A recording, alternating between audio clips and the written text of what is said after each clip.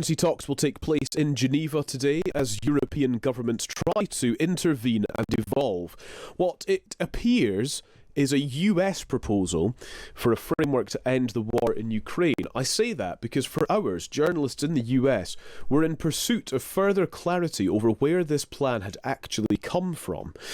Basically, there was confusion and indeed concern after some senators suggested that the Secretary of State in the US, Marco Rubio, had told them that the plan had come directly from Russia. He then went on to clarify that this was a US-authored plan and there had been input from the Russians, and he said from Ukraine, although his wording on that I would suggest might be slightly fudgy. However, that was the work that had to be done by many national security journalists in the US overnight. We've just had this from the Polish Prime Minister Donald Tusk, just a few minutes ago actually, posting online, "Together with the leaders of Europe, Canada and Japan, we have declared our readiness to work on the 28-point plan, despite some reservations. However, before we start our work, it would be good to know for sure who is the author of the plan and where was it created." So Donald Tusk is adding to the slight confusion about where this has all come from. Emma, shall we start with you on this? Because one of the considerations that we want to sort of elaborate upon with you guys this morning is fueled by Matthew Syed's writing in the Sunday Times today. "Don't blame Trump. We're the ones who falsely raised Ukraine's hopes. Why did Europe promise the world and then withhold it? I wonder if we have set the bar unrealistically high when it comes to what peace could look like for Ukraine, albeit that it probably is what peace should look like for Ukraine." Gosh, that's a complicated question for someone who's not a defence expert at this time of a Sunday morning. Look, in Emma we trust. I think we needed to have a staunch and strong defence of Ukraine, partly because we need to show in the world that there are rules and you should stick to them. And partly for the far more self-interested reasons that is, that's Europe. That's our backyard. This is not some faraway war in a place that we're never going to have any impact on. We saw immediately the impact that the war in Ukraine had on prices in the UK. Yeah, this is something that does matter to UK consumers, however disinterested they might be in international affairs and international wars. Whether we then set the bar too high because, what were we going to do and what were we not going to do? That's a different question because, I think there has been hesitancy to go to an all-out war with Russia, which is understandable. But then Russia keeps testing those boundaries too. We've seen drones flying over Poland frequently, Estonia. We've seen, I think, attacks to railway lines in Poland I've been reading about. These things are Russia testing our resolve. Now, our resolve may not be that great, but it needs to get a lot better or we're all going to end up in a considerably different world than the one that we would have expected. Yeah, so those lines that supply Ukraine. Paul, what do you make of the realism that's required at this point, actually? Do we need to look at this 28 peace proposal and go, well, in reality, is it going to get much better than this?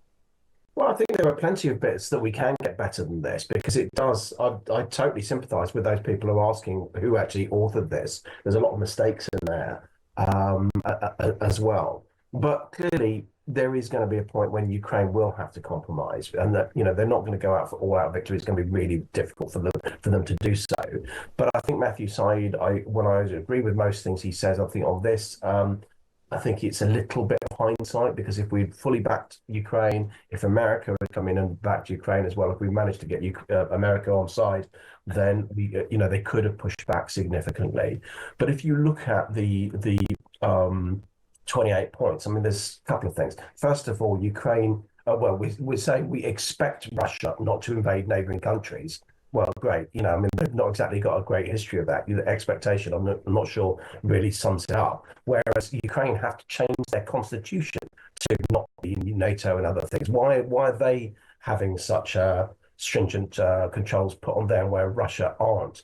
And the rebuilding of it, of course, jumps in there with the profit as well, because he says he's going to use the frozen assets, Russian assets in America to pay for the rebuilding, and he's going to take 50% of the profit for America, whereas Europe has to just unfreeze their assets and put in an extra 100 billion quid themselves. So it's stacked against Europe as well. So I hope we'd be pushing out against that. Yeah, I wonder where this will all end up after these talks in Geneva. I'm just reading a bit more of Matthew Side's column as well. In the third decade of the 21st century, the West, he says, will have lost a war to a kleptocratic, failing nation with an economy smaller than Italy's.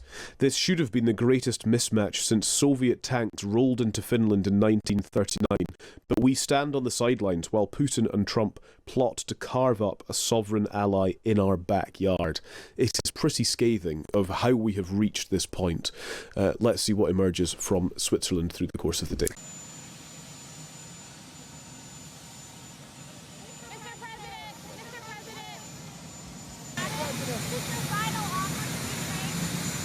No, not my fault. No, we'd like to get the peace. It should have happened a long time ago. The Ukraine war with Russia should have never happened. If I were president, it never would have happened. We're trying to get it ended. One way or the other, we have to get it ended. So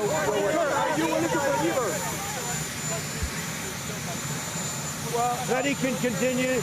Then he can continue to fight his little heart out.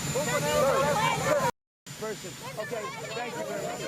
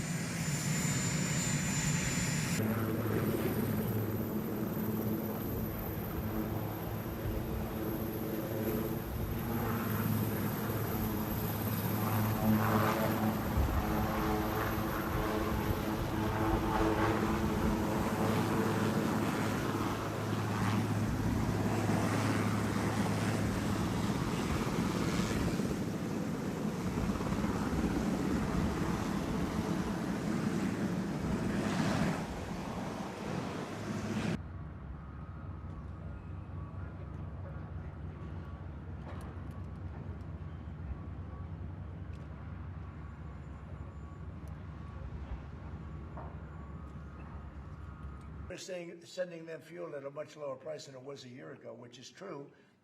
President Zelensky about your plan a week ago? I've spoken with their people. We have a plan. It's horrible what's happening. It's a war that should have never happened. It would have never happened if I was president, and it's a shame. And I thought they should have acted quicker. But it's a cold winter, and a lot of the you talk about utilities, but a lot of the big energy-producing plants have been under attack, to put it mildly, to put it nicely. Yeah, we have a way of getting peace, or we think we have a way of getting peace. He's going to have to approve it. Just so sad, so many people. You know, last month they lost 25,000 soldiers. This is something, we haven't seen anything like this since the Second World War. And they're averaging 6,000 or 7,000 a week between the two of them, dead soldiers.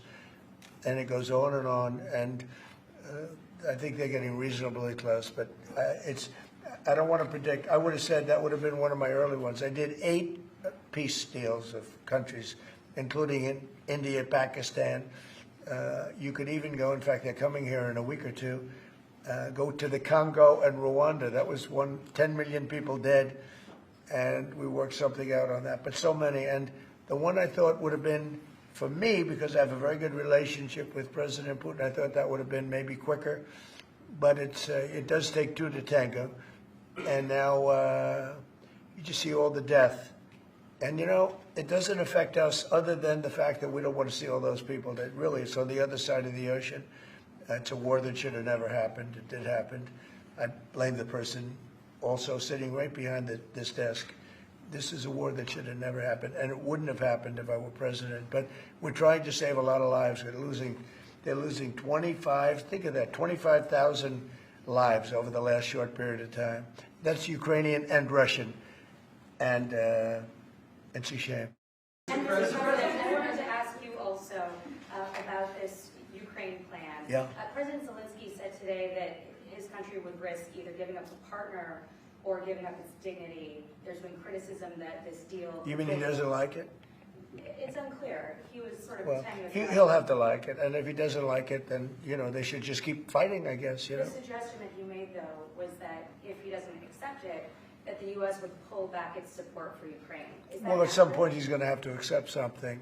He hasn't accepted. You remember right in the Oval Office not so long ago, I said, you don't have the cards. Don't forget, I inherited this war. This war never would have happened. I inherited this war. And I thought he should have made a deal a year ago, 2 years ago. The ultimate deal would have been if it never started. That would have been the good deal. That could have been done, too, if you had the right president, but you didn't have the right president. Anderson to start lowering the rates. Absolutely. If I may,